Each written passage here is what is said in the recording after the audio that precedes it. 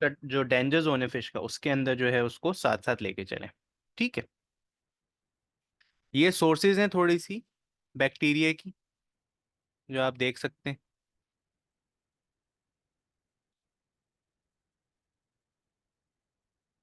ये case study है, थोड़ी सी आप लोग पढ़ लें और फिर आंसर दे दें अगर आप लोग देना चाहते हैं। मैं काम करता हूँ, ग्रुप पे शेयर कर देता हूँ ये वाला लिंक भी, ताकि जो है वो ये 3 से थोड़ा ज़्यादा हो जाए।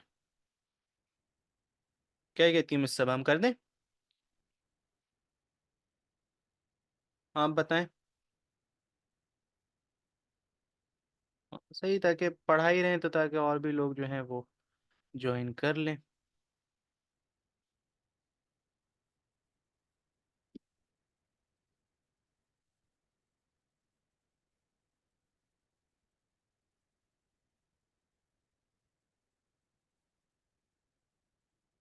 भेज देता हूँ ग्रुप पे। जब तक आप लोग केस स्टडी कर लें फिर मैं आप लोगों से पूछूंगा। इसका 2 सवाल हैं कि what could be the outcome of the investigation into the cause of the food poisoning and how it could be prevented.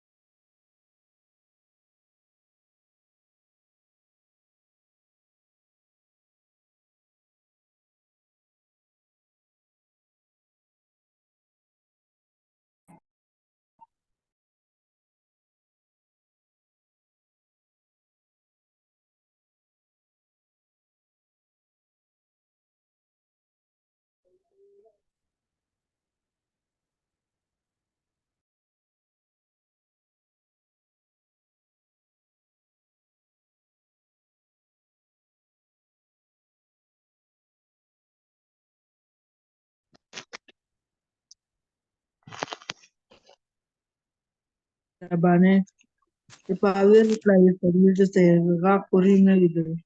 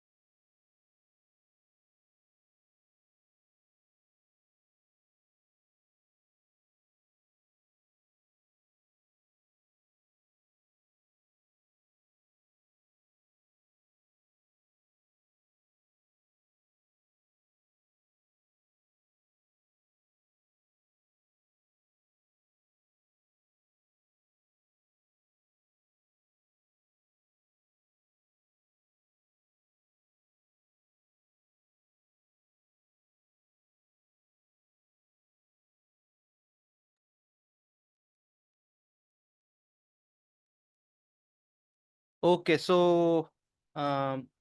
देखा, आप लोगों को समझ आया केस स्टडी के बारे में? Miss Saba and miss Mariam, कुछ ऐड करना चाहेंगे आप लोग? Miss Rukaiya please, if you like to join also to answer the case study questions, question number 1 and 2।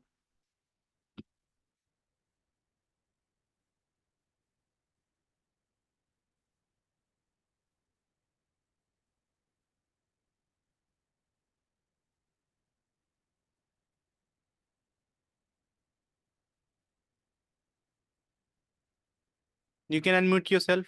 Let me just.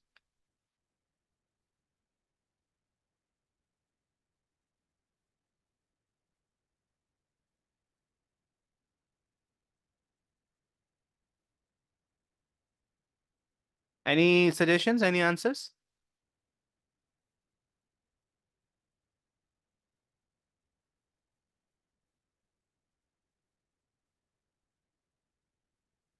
Sorry, Wi-Fi issue है. What do you ask? You can see कि इसमें case study है आपके सामने, और ये case study जो है बताएगी कि इस तरह हुआ, उसके बाद ये दो सवाल हुए हैं, तो उसमें से आप जवाब देना। क्या लगता है आपके आइडिया के अंदर कि क्या हो सकता है?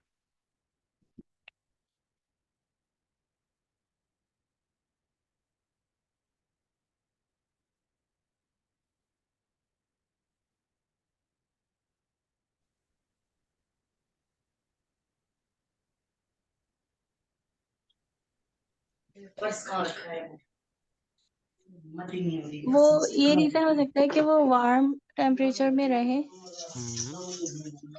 तो वो स्पॉइल्ड हो गए. ठीक है। और किसी को कुछ ऐड करना है? इसके अलावा एलर्जन भी हो सकता है, किसी को मिल्क में भी एलर्जी होती है, किसी को नट से होती है. ठीक है। और कोई कुछ ऐड करना चाहेगा?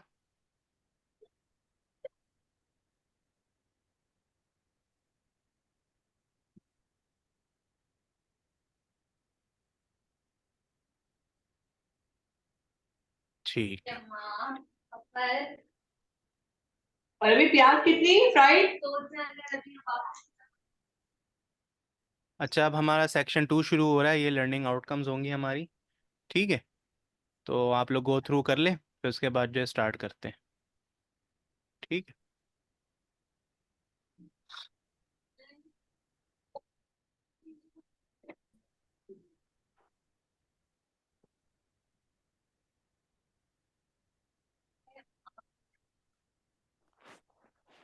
मैं सोच रही थी कि अगर अभी हम मक्का भी होते तो क्या होगा।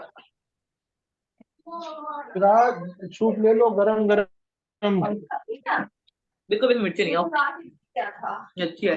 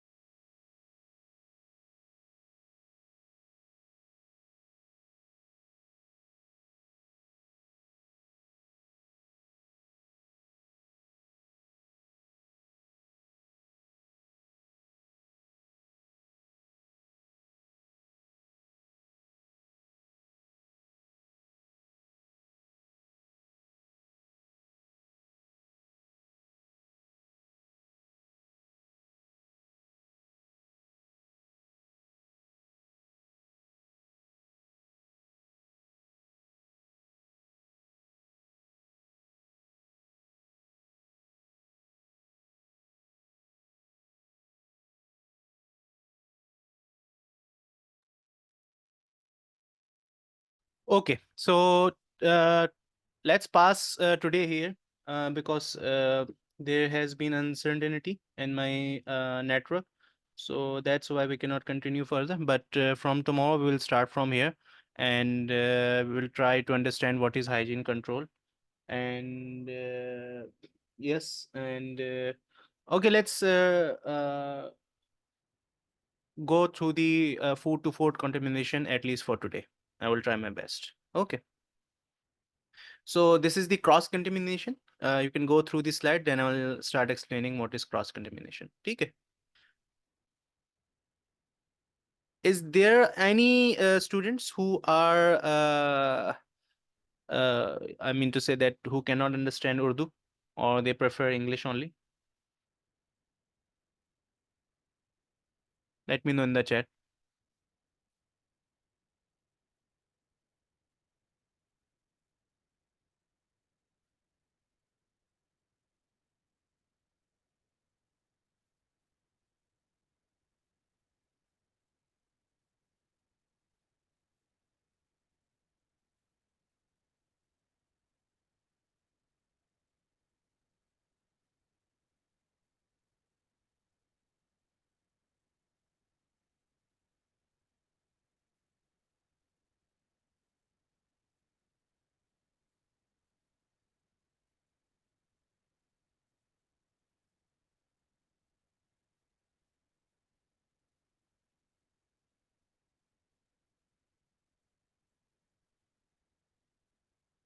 Okay. So we'll continue the session in Urdu today, as there has been a request to be, the session has to be continued in Urdu.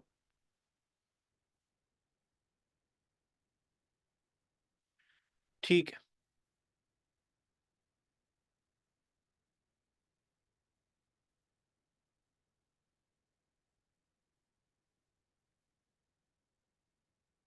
So cross contamination क्या होती है? वो बाय हैंड भी हो सकती है और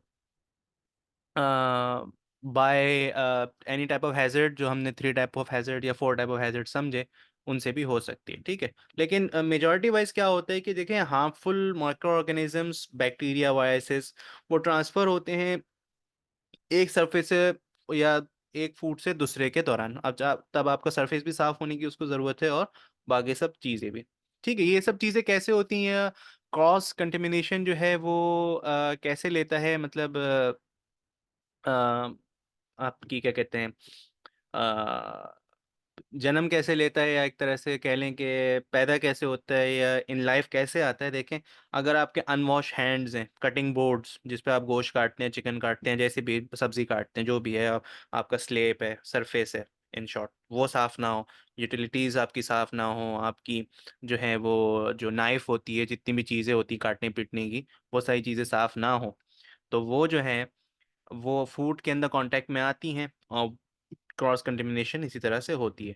ठीक है, प्रिवेंट देखें बहुत ही आसान है फूड सेफ्टी के अंदर.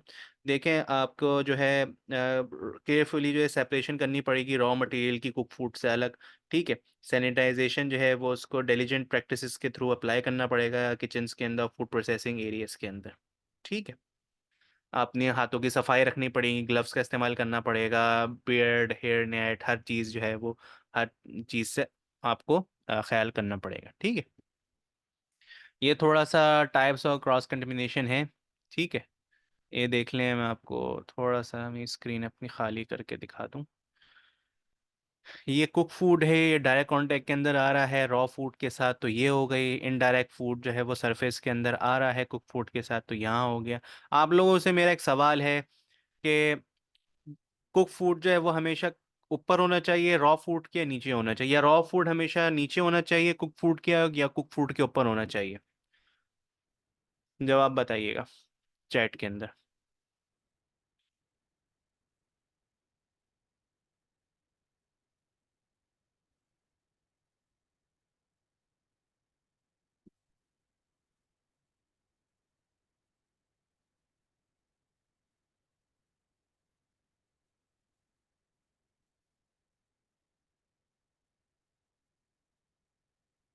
अच्छा, देखें, क्रॉस कंटेमिनेशन जो है आप अवॉइड कैसे करते हैं? कुक फूड ऊपर होना चाहिए सर। ओके, ठीक है। हाँ, तो सब लोगों का सही आंसर है कि कुक फूड जो है हमेशा वो ऊपर रहना चाहिए। ठीक है। और थोड़ी बहुत चीज़ें जो मैं आप लोगों को आपकी उसमें नॉलेज में लाना चाहता हूँ। देखिए, कुक फूड की सबसे पहली बात जो है अवॉइड करने के लिए क्रॉस कंटेमिनेशन जो है, उसको आपको क्या करना है, आपको सेपरेट रखना होगा raw meats ready to eat food से। ये पहली सेपरेशन हो गई। कलर कोडेड जो है आपको चीज़ें यूज़ करनी होंगी। ठीक है। क्या चीज़? जैसे आपके कटिंग बोर्ड्स हो गए, उस पे आपको कलर कोड लगाना पड़ेगा कि ये रॉ फूड के लिए है, ये मीट के लिए है, ये इसके लिए है, ये इसके लिए है। ठीक है।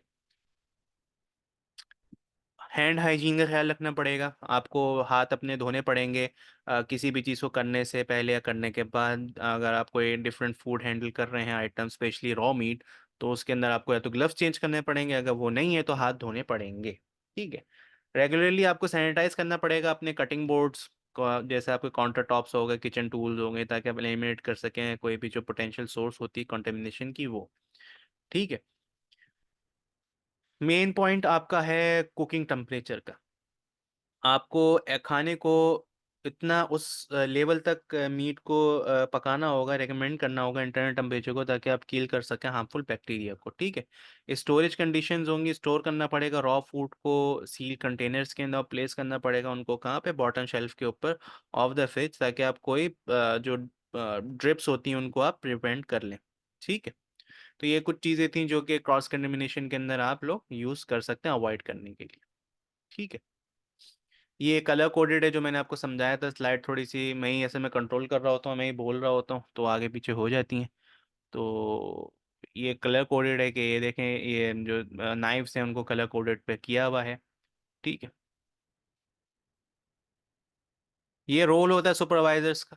ठीक है, जो कि बिल्कुल वो पूरा नहीं करते हैं, लेकिन फिर भी आप लोग समझ लें कि इंटरनेशनली जो है एक सुपरवाइज़र की बहुत ही रिस्पॉन्सिबल जॉब होती है, क्योंकि उसको वो जिम्मेदार होता है हर चीज़ के लिए, इम्प्लीमेंट करने के लिए, ट्रेन करने के लिए, इंस्ट्रक्ट करने के लिए। सुपरवाइज तो उसका मेन काम होता है, लेकिन सुपरवाइजर मॉनिटरिंग और बाकी सारी चीज़ें देखना पड़ती हैं कि वो सही से जो वर्कर्स हैं वो कर रहे हैं या नहीं। ठीक है। सेक्शन 3 हमारा आ गया। आज हम सेक्शन 3 पे पॉज करेंगे। ये पूरा ख़त्म कर लें तो फिर जो है हम आज का सेशन एंड करेंगे, और कल जो है हम सेक्शन 4 से स्टार्ट करेंगे। ठीक है। अच्छा, ये जो है पर्सनल हाइजीन है, जो कि हम लोग बहुत ज़्यादा निगलेक्ट करते हैं, ख़ासतौर से एशियन कंट्रीज़ के अंदर। तो ये आप लोग और से सुनिएगा। ठीक है।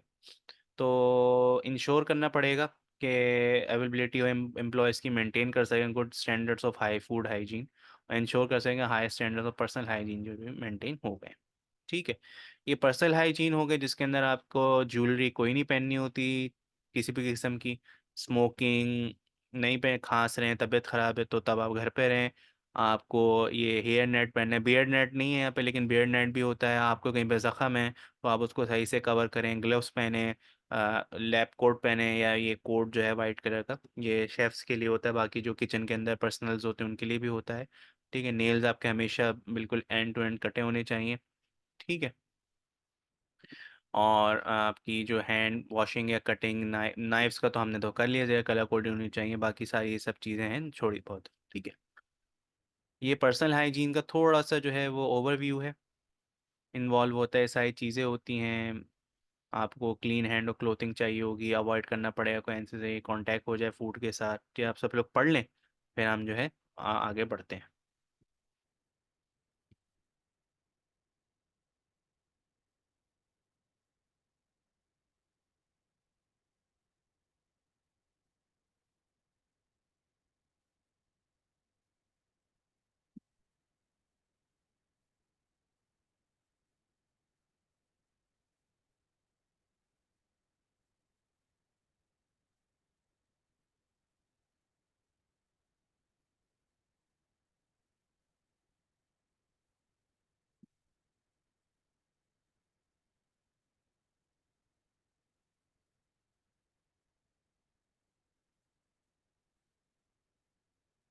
अच्छा, देखें, हैंड वॉशिंग जो है पहला आ जाता है। मैं अगर पर्सनल हाइजीन के अंदर जिक्र करूँ तो आपको सही से अपने हाथ धोने होंगे सोप से, और एटलीस्ट 20 सेकेंड आप लोगों ने ऐड भी देखा है आई गेस टीवी के ऊपर, और सुना भी होगा कि एटलीस्ट 20 सेकेंड से करें, और कुछ लोग तो 1 मिनट 2 मिनट भी चले जाते हैं लेके इसको।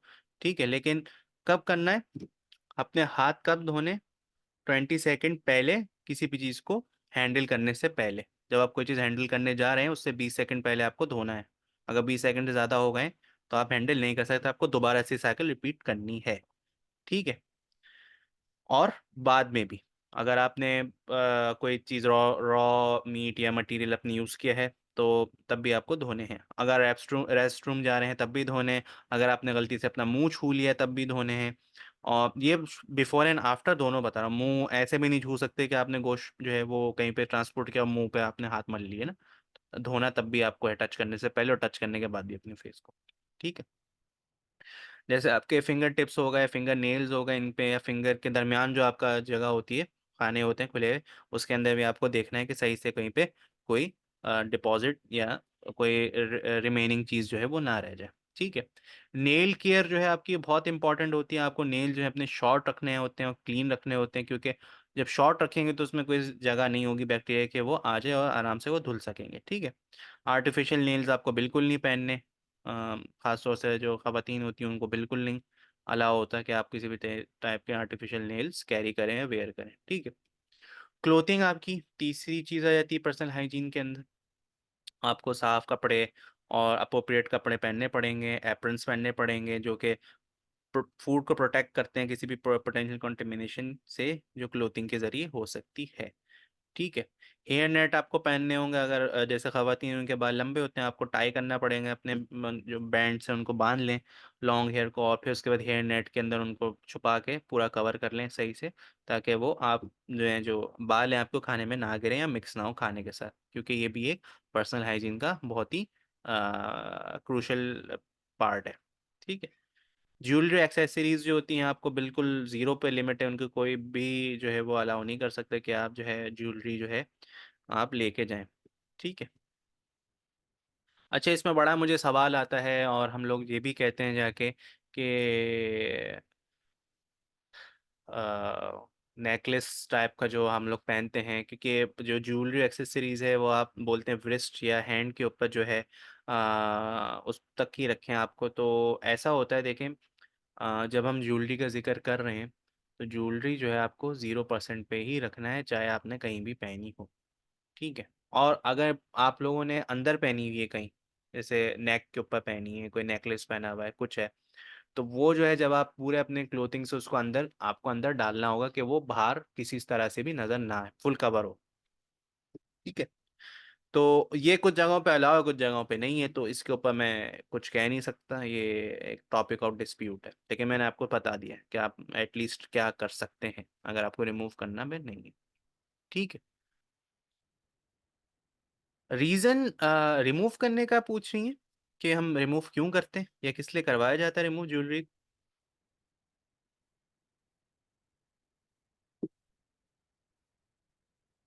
अच्छा, उसके बाद जो है आपकी इलनेस रिपोर्टिंग आ जाती है। इलनेस रिपोर्टिंग जो होती है, क्या चीज़ होती है आपके अंदर पर्सनल हाइजीन के अंदर। देखें, किसी भी टाइप की आपको आप अनवेल फील कर रहे हो, आप लोग जो है वो दिल नहीं कर रहा हो आपका किसी भी चीज़ करने का, और ये हो रहा हो कि आई एम नॉट री फीलिंग रियली वेल, तो आपको ये आपकी जिम्मेदारी कि अपने सुपरवाइजर्स को आप इन्फॉर्म करें। और स्पेशली अगर आपको सिम्टम्स ऐसे आ रहे हैं जैसे डायरिया, वोमिटिंग, किसी तरह की दूसरी इलनेस, बुखार हो रहा है जो कि ट्रांसमिट हो सकता है फूड के अंदर, उस लिहाज से। ठीक है। स्मोकिंग नहीं करनी और ना खाना पीना है। ऐसे बहुत जगह होता है इंडस्ट्रीज़ के अंदर, हम खाना पीना शुरू कर देते हैं जो बन रहा होता है उसके अंदर। तो फूड प्रिपरेशन एरियाज के अंदर ना तो आप स्मोक कर सकते हैं, ठीक है, ना तो आप खा सकते हैं, ना फूड को आप अपने बेयर हैंड से टेस्ट कर सकते हैं। ठीक है। प्रिवेंट करने के लिए कि सलाइवा ट्रांसफर ना हो। ठीक है। रेस्पिरेटरी हाइजीन होती है, मास्क पहनना पड़ता है आप लोगों को, क्योंकि गुड रेस्पिरेटरी हाइजीन जो होती है वो कैसे होती है, अपना माउथ कवर करके और अपनी नोज़ को। ठीक है। और ये प्रिवेंट करता है रेस्पिरेटरी ड्रॉपलेट्स जो होते हैं, जो आप खांसते हैं चीखते हैं उसकी वजह से, स्नीज करते हैं उससे, जो है खाना ख़राब ना हो। ठीक है। रेगुलर हेल्थ हेल्थ चेकअप्स होते हैं आपके, एनुअल होते हैं, वीकली भी होते हैं, पता नहीं पाकिस्तान में तो नहीं होते, तो खैर एशियन कंट्रीज़ में भी नहीं होते, खाली पाकिस्तान को इसमें ज़िम्मे नहीं ठहराएंगे हम। इंडिया, बंगाल, नेपाल, जितने भी एशियन रीजन के अंदर आ जाती हैं कंट्री, सब के अंदर बहुत कम है ऐसे जो एनुअल अपनी एम्प्लॉयज़ के हेल्थ चेक्स का रिकॉर्ड रखते हैं। ठीक है, अच्छा जी।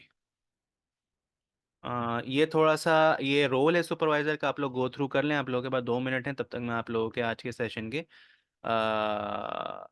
जवाब दे देता हूँ। ठीक है, अच्छा। एम आप पूछ रहे हैं, पूछ रही हैं, sorry to confuse the gender, I don't know, तो मैं आपको एज अ पर्सन जवाब दे रहा हूँ।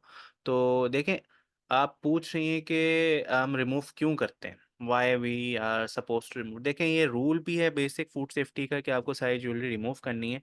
और ऐसा ही होता है, देखें, जब अपने हाथ पे आप ज्वेलरी पहनी हुई होती है, जैसे रिंग हो गई, कोई ब्रेसलेट हो गया हाथ के अंदर, चूड़ियाँ हो गई, कोई सी भी टाइप की ज्वेलरी हो गई, वो एक्सपोज हुई हुई थी बाहर से, अपने घर से निकलती हैं, आपने कोई कवर गेयर नहीं पहना हुआ होता है, ठीक है ना। ये आपको मैं एक बेसिक रीजन समझा रहा हूँ क्यों होता है, ठीक है। तो जब आप फूड के साथ उसको डायरेक्टली टच करेंगे, आपकी जो रिंग है वो फूड के अंदर लग रही है, ठीक है। और अगर आपने ग्लव्स पहने तो आपके ग्लव्स को भी डैमेज कर देती है अंदर से, जिसकी वजह से होल हो जाते हैं ग्लव्स के अंदर, या अ, जो वो बोलते हैं रस्ट होता है, रस्ट चीज़ों पे बहुत जल्दी आता है, ठीक है। तो किसी भी चीज़ की ज्वेलरी हो गई, यहाँ पे बहुत से लोगों को होता है कि सर ये तो प्लास्टिक की है तो इससे क्या होगा। Rule is a rule. जब उन्होंने ज्वेलरी को मना कर दिया तो मना कर दिया, क्योंकि आपको ग्लव्स जो होते हैं आपके वो बहुत ही कहते हैं सेंसिटिव होते हैं, ठीक है, रबर के पहने तब भी। तो किसी भी टाइप की ज्वेलरी जो कि शार्प होती है, ठीक है, वो आपकी चीज़ों को डैमेज कर सकती है। उसमें से छोटा सा भी पार्टिकल जो है वो जा सकता है, जो कि ह्यूमन आई नहीं देख सकती। माइक्रोस्कोपिक ऐसे डिपॉजिट्स होते हैं या पार्टिकल्स होते हैं जो आपकी ज्वेलरी के अंदर से ट्रांसमिट होकर फूड में जा सकते हैं, जिसके ऐसे जो खाने वाले हैं उनको बहुत ही हाई सिवियरिटी इश्यूज हो सकते हैं, जो आपके कंज्यूमर होते हैं फूड के। तो इसी वजह से आपकी सारी ज्वेलरी जो है वो आपको रिमूव करके ही काम करना पड़ेगा, जब भी आप प्रोडक्शन एरिया में काम कर रहे होंगे या कर रही होंगी, ठीक है।